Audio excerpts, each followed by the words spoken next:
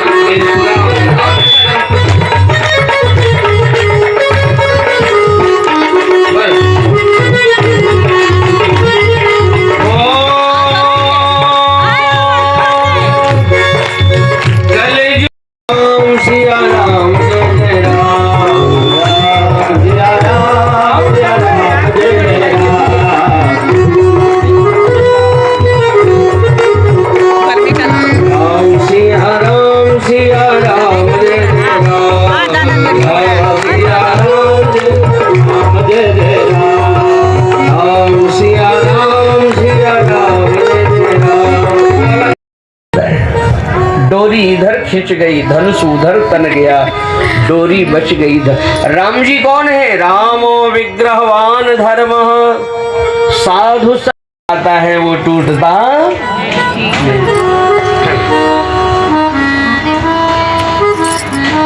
किसी ने धनुष से कहा, राम जी ने तोड़ दिया, कैसा लगा? धनुष बोला बहुत अच्छा लगा। हमेशा मैंने दूसरों को तोड़ा, धनुष से बाण चलता तो सामने वाला घायल होता। तो बोला मैंने जीवन भर दूसरों को तोड़ा, लेकिन आज जब खुद टूटा तो दो लोगों को जोड़ कर टूटा। अगर मैं टूटता नहीं तो राम सीता जुड़ते कैसे, दोनों का विवाह कैसे होता? और इस दुनिया में उन लोगों का टूटना भी सार्थक है जिनके टूटने से लोग जुड़ते हैं। धनुष बोला मेरा जीवन टूट कर सफल है। ऐ कुत्ते ये क्या बीच में क्या बोल दिया? इतने शस्त्र क्यों लिए रहते हैं?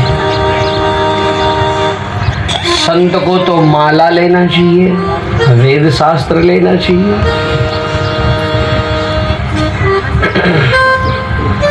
देखो कभी कभी तो परशुराम जी का शस्त्र उठाना गलत नहीं था। आप जितने देवी देवताओं की पूजा करते होंगे अपने जीवन में, आप देखना सब हमारे जितने देवता सबने हाथ में शस्त्र ले रखा है। कभी जरा सोचिए 2 मिनट, बजरंगबली की पूजा करते हैं, एक हाथ से आशीर्वाद देते हैं बजरंगबली और एक हाथ से गदा दिखाते हैं कि ठीक से रहो तो ये है, और टेढ़े भये तो ये देख लो। लिए है गदा, नहीं लिए? पीछे है फोटो में। राम जी को देखो, अभयदान एक हाथ से और एक हाथ से धनुष दिखाते हैं। दुर्गा मैया को देखा है, आशीर्वाद है तो तलवार और त्रिशूल भी है। चाहे महाकाली हो, चाहे गणेश हो, चाहे राम हो, चाहे कृष्ण हो, जरा सोचो ये हमारे सब देवता हाथ में शस्त्र लेकर हमें क्या शिक्षा दे रहे हैं। आप पूजा करते हो तो जरा 1 मिनट इस पर विचार भी तो करना चाहिए। कहलाओगे तुम्हारी आत्मरक्षा, परिवार और धर्म की रक्षा, देश की रक्षा की बात जहां आए वहां ही रामायण भागवत लेके मत बैठो, उठाओ शस्त्र। और जैसे कृष्ण ने अर्जुन को तैयार किया, धनुष उठा, युद्ध कर, इसी तरह आप लोगों से भी निवेदन है, अगर व्यवस्थित नहीं रहोगे तो फिर ये रामायण गीता भागवत भी कहां सुरक्षित रहेगी। हमारे जितनी देवी देवता हैं सब ने हाथ में शस्त्र ले रखा है और हम लोगों को सावधान करते हैं कि अगर तुम पहले से अपने व्यवस्था में टाइट रहो तो बार बार इस धरती पर भगवान को आने की आवश्यकता क्यों पड़े। जिन्होंने वाल्मीकि रामायण लिखा, वाल्मीकि जी, अगस्त मुनि, भरद्वाज, कुंभज ऋषि, तमाम ऋषि मुनि इस धरती पर बैठे थे और रावण के अत्याचार से सब रो रहे थे। क्यों? सबने वेद शास्त्र ले रखा था पर कोई शस्त्र उठाने वाला नहीं था, रो रहे थे। तब राम जी ने धनुष उठाया, निश्चर हीन करो मही भुज उठाए प्रणकीन। अच्छा बताओ, अगर राम जी धनुष नहीं उठाते तो वेद शास्त्र लिए थे वो रो रहे थे कि नहीं रो रहे थे? इसका मतलब है कई घरों में देखो माताएं सताई जाती हैं। माताओं को अगर याद आ जाए मैं झांसी की रानी हूं, एक बार चूड़ियों की जगह एकदम किसी दिन तांडव दिखा दे तो अभी देख लो परिवार में शांति हो जाए कि ना हो जाए। बिल्कुल सही। कभी कभी जितना सहो, अरे इसका मतलब ये गलत अर्थ मत लेना, घर में फिर आप खप्पर वाली बन जाओ। एक बात कह रहे हैं कि सताओ मत लेकिन कायर भी मत। हाँ, अनायास कोई अगर सता रहा है तो तब भागो भी मत ज्यादा। बोले राम सकोप तब भय बिन होए न प्रीति, विनय न मानत जलधि जड़ गए 3 दिन।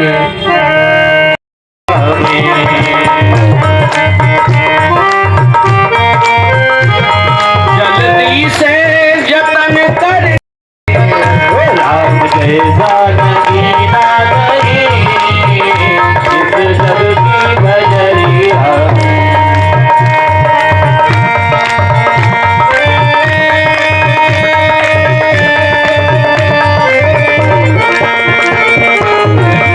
ये हमने तो जानबूझ के नहीं तोड़ा था, हम नहीं तोड़ देते का। राजाओं को मुस्कुराने का मौका मिला। कुछ लोग अपने भविष्य को देखते हैं, दूरदृष्टि वाले होते हैं, मौके पर नहीं बोलते हैं, अब बाद में किनारे होके बोले हम जानते थे ऐसा। कई लोग, एक आदमी रेलवे पटरी में लेट गया, दूसरा बोला काहे मर रहे हो? अरे बोले मर जाऊंगा। तो देखा 3-4 रोटी पेपर में लपेट के हाथ में लिया था जो लेटा था। तो बोला मरने आए तो रोटी काहे लाए? बोला वाह, ट्रेन लेट हो जाए तो क्या भूखे मरेंगे यहाँ पर? इतना भी नहीं जानते।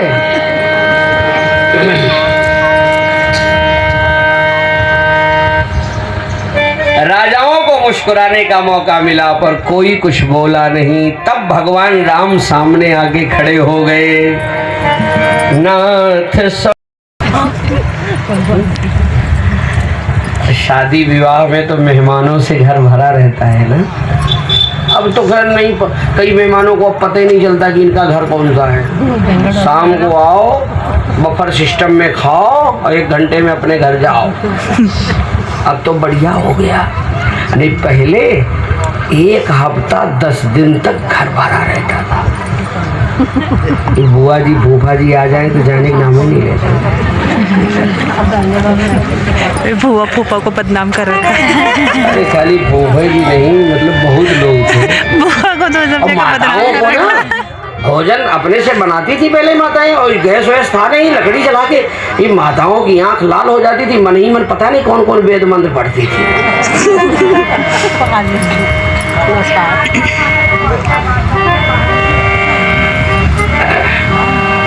एक घर में एक मेहमान आया, एक हफ्ता बीत गया, गरम गरम खाए, न्यूज देखे, 15 तरह की बातें करे, एक हफ्ता बीत गया, जाने का नाम न ले।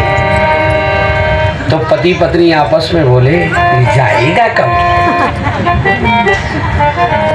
तो बोला अतिथि देवो भव, काहे कॉल की जाओ। तो पति पत्नी से बोला एक काम करो, ये जा सकता है। बोलो नहीं बेटा, चुप बैठो, बोल नहीं बेटा, चुप बैठो, बातचीत करना हो तो पीछे देख रहे बारात आ रही है। पति पत्नी से बोला एक काम करो तो मेहमान जा सकता है क्या? किचन में ताला बंद करो, हम लोग झगड़ा करें, माहौल बिगड़ेगा तो ये जाएगा। दोनों में बड़ा प्रेम था, झगड़ा होता नहीं था। बोले झगड़े का नाटक करना है। आंगन में खड़े हुए और पति पत्नी आपस में लड़ना शुरू। पति बोला तूने तो जिंदगी नरक कर दिया, ऐसा जानता भाई शादी नहीं करता। और जब डांटने लगा तो पत्नी रोने लगी। अब पति डांटे, पत्नी रोए, मैं भोजन नहीं बनाऊंगी। तो मेहमान ने देखा माहौल ऐसा, तो बोला भाई साहब बच्चों की याद आ रही है। बोले आपकी इच्छा है। तो बैग उठाया, चौराहे पर गया, और चौराहे पे जाके मेहमान ने सोचा कि झगड़ा बढ़ा कि घटा, एक बार देख ले, फिर लौट आया। तो क्या देखा, पति पत्नी बैठ के चाय पी रहे थे। अब पति कह रहा था है पगली, हम तो वो डांटते थोड़े कर रहे थे। पत्नी बोली तो क्या मैं सचमुच थोड़े रो रही थी, मैं भी तो नाटक कर रही थी। मेहमान इतने में दरवाजे धक्का देके बोला भाई साहब तो क्या मैं सचमुच थोड़े गया था, जाने का नाटक ही तो किया था, अभी एक हफ्ता और रहूंगा। बोलो हनुमान जी महाराज। पहले ऐसे मेहमानों से घर भरा रहे दादा महाराज। लोग गाएंगे साथ में, दुनिया दीवानी हो गई के नाम की,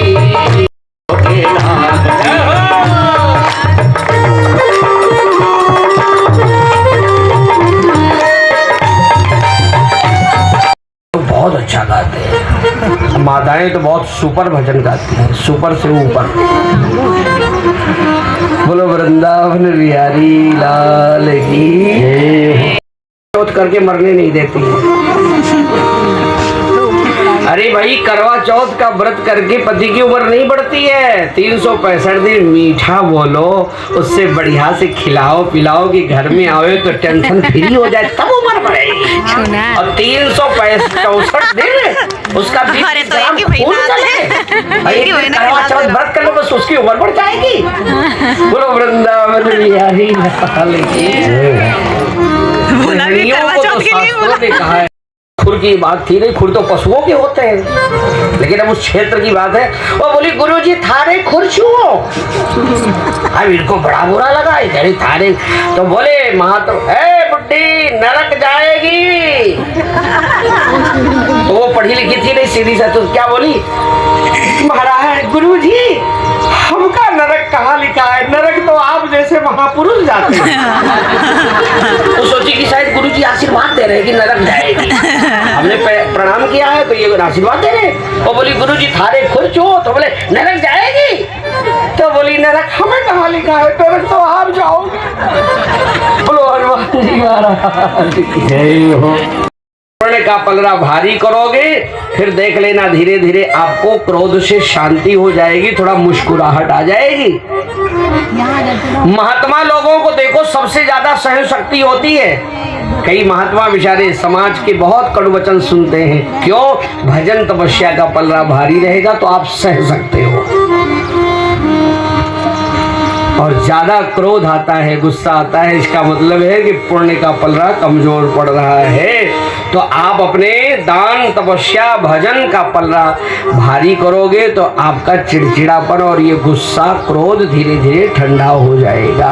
बोलो हनुमान जी महाराज की। पहला सुख निरोगी काया, दूसरा सुख घर में हो माया। अच्छा देखो, सब कुछ हो और शरीर रोगी हो तो भी कोई सुख नहीं मिल सकता है आपको। कई लोग ना बेचारे फ्रिज खोलते हैं और देख लेते हैं 3-4 तरह की मिठाई रखी है, देख के फिर बंद कर देते हैं। डॉक्टर ने कहा है डायबिटीज हो जाएगा। प्यारे दर्शन करो, दर्शन करो।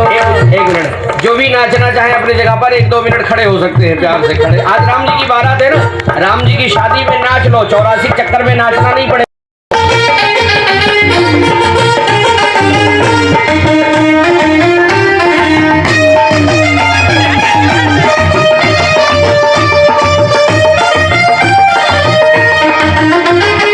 बारात में सम्मिलित हो जाए, कुछ लोग वहाँ चले जाए, उधर से राम जी को साथ में लेके आवे। कुछ भाई लोग वहाँ चले जाए पीछे, उधर से राम जी को साथ में लेके आइए, थोड़ा बाराती बन करके बढ़िया डिस्को करते हुए। जय हो।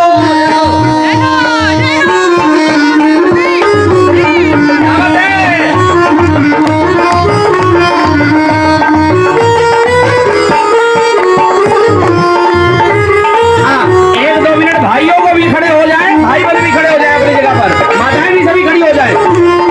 1-2 मिनट सबको नाचने का मौका रहेगा। जय हो।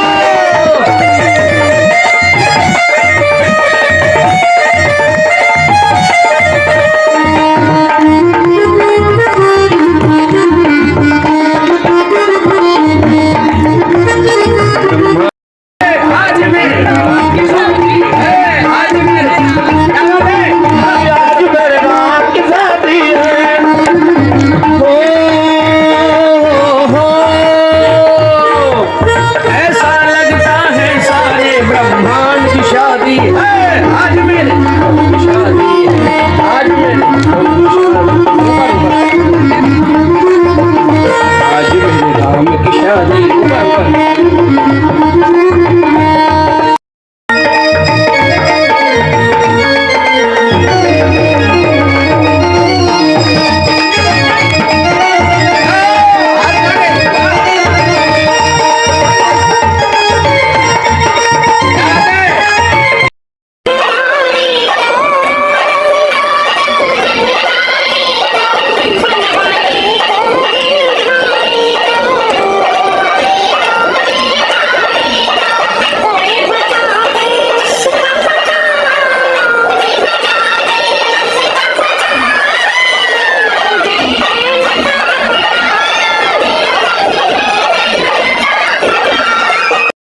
तो 1 मिनट का मौका भाइयों को पहले दे दिया जाए, फिर उसके बाद 2 मिनट का मौका माता को। चलो पहनो। श्रद्धा है आज जगत जननी जगदम्बा माता की सुंदर